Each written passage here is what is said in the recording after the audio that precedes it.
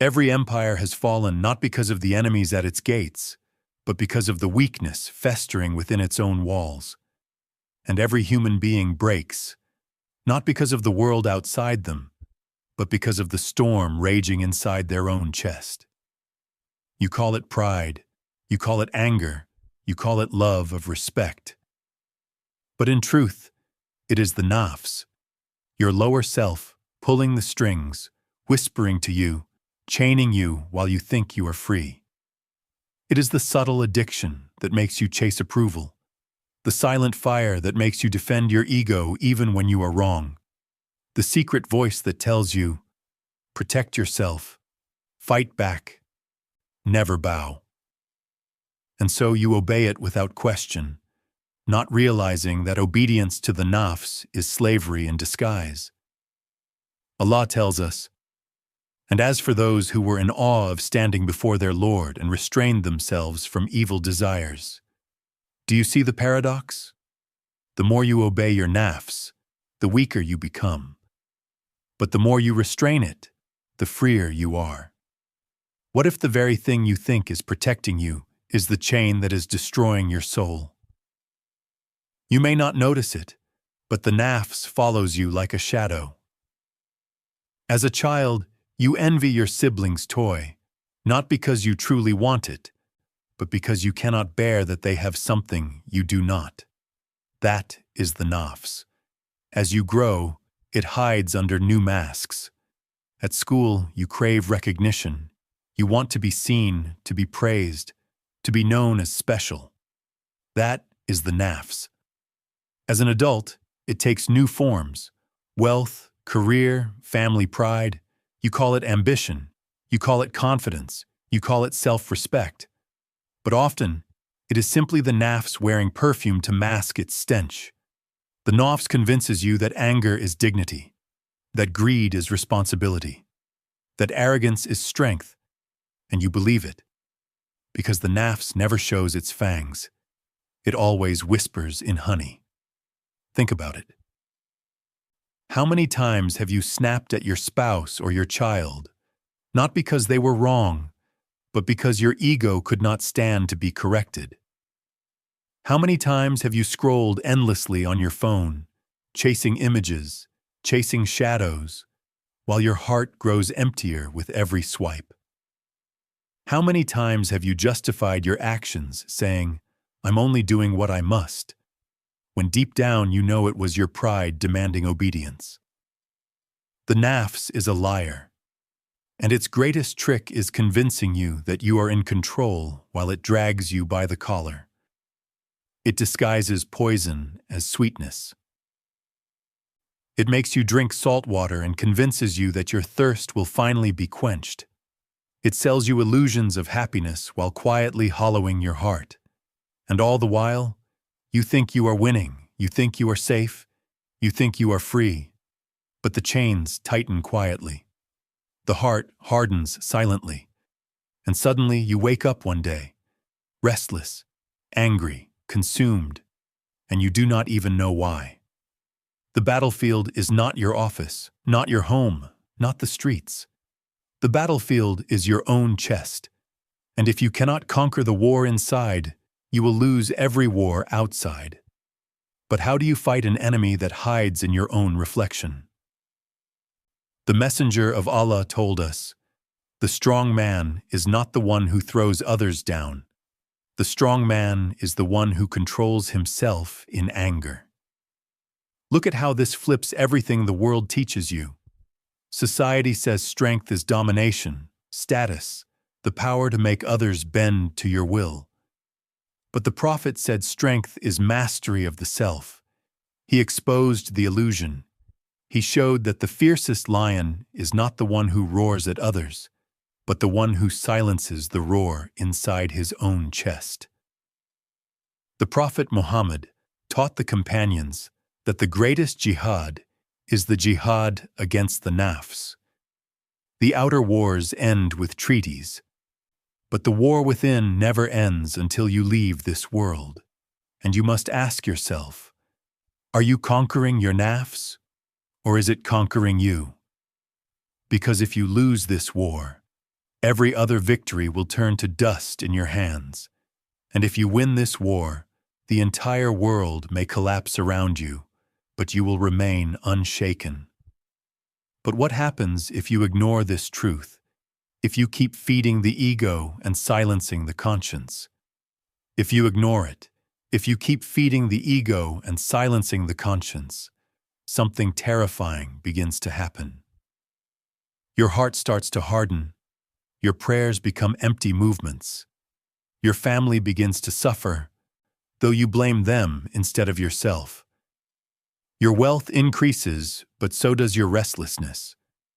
You gain status, but the more people praise you, the emptier you feel when you are alone. The nafs is a silent thief. It robs you of peace while you are still smiling in public.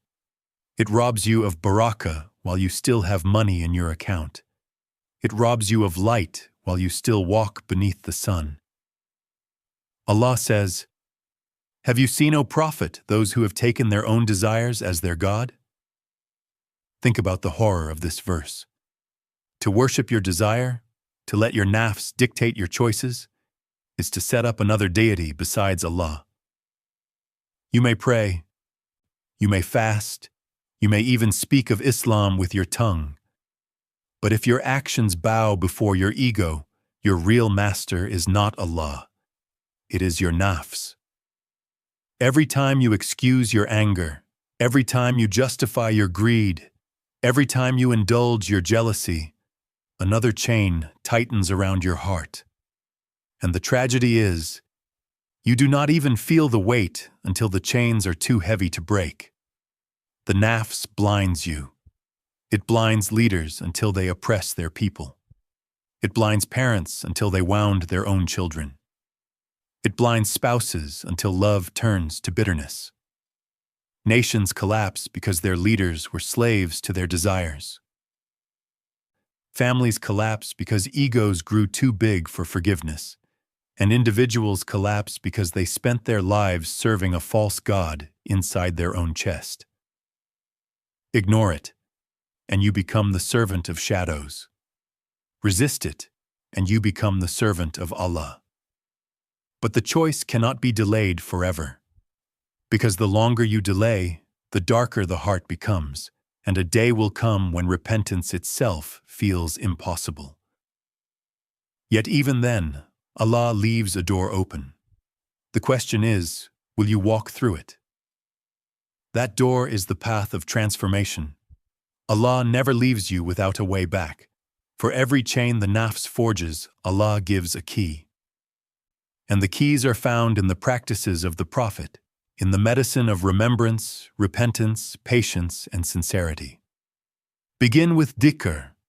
The nafs thrives in noise but trembles in remembrance. When your tongue moves with the name of Allah, your heart begins to soften, like frozen earth touched by spring rain. Whisper Subhanallah, Alhamdulillah, Allahu Akbar, not as empty words, but as lifelines. Every repetition is a sword striking at the roots of the ego. Make tawbah. Repent often, not because you are weak, but because Allah loves those who return. Every sin stains the heart, but every tear of repentance washes it clean. Do not wait for the perfect moment. The perfect moment is now. Every return is honored by Allah, even if you stumble again tomorrow. Practice sabr. Patience is not passive, it is strength restrained. When anger rises, breathe and remain silent. The Prophet said, "If any of you becomes angry, let him keep silent." The silence of patience saves, while the silence of arrogance destroys. In your silence, you are chaining the nafs instead of letting it chain you. Hold on to ikhlas, sincerity. Purify your intentions again and again. Ask yourself, am I doing this for Allah or for my ego? If it is for Allah, proceed. If it is for your nafs, stop, even if it looks noble to the world. The world may applaud, but Allah sees the hidden motive. And above all, live with taqwa. See Allah in every moment. Before you speak, remember He hears. Before you act, remember He sees. Before you sin, remember He is near. Taqwa is the shield that blocks the arrows of desire before they reach your heart. The transformation is not overnight. You will fall, you will rise, you will fall again. But every time you return, Allah's door is still open. The paradox of this path is that the one who bows only to Allah never bows to anyone else. The one who conquers his nafs becomes untouchable by the dunya. The one who empties his heart of pride gains a heart filled with peace. True freedom is not found in serving your ego. True freedom is found in serving the one who created you. This is your empowerment arc. You were once enslaved by anger. Now you can be freed by saber. You were once enslaved by greed. Now you can be freed by gratitude. You were once enslaved by arrogance. Now you can be freed by humility. The chains of the nafs are heavy, but the wings of faith are stronger. Do not underestimate what Allah can do with a heart that finally bows only to Him. So what about you? Which war are you fighting in your chest today? Which whisper of the nafs is dragging you down? Is it pride? Is it envy? Is it anger? Speak it, acknowledge it, and then begin to break its chains. Conquer the nafs, and you conquer your anger. Conquer the nafs, and you conquer your greed. Conquer the nafs, and you conquer the world. Tell me in the comments, what battle with your nafs are you facing right now? Your words may free someone else's heart. And if you felt the weight of this reminder, subscribe for the next journey, where we will uncover more of the hidden traps of the dunya and how to escape them with the light of the Qur'an and Sunnah. Until then, remember this: the world bows to the one who bows only to Allah.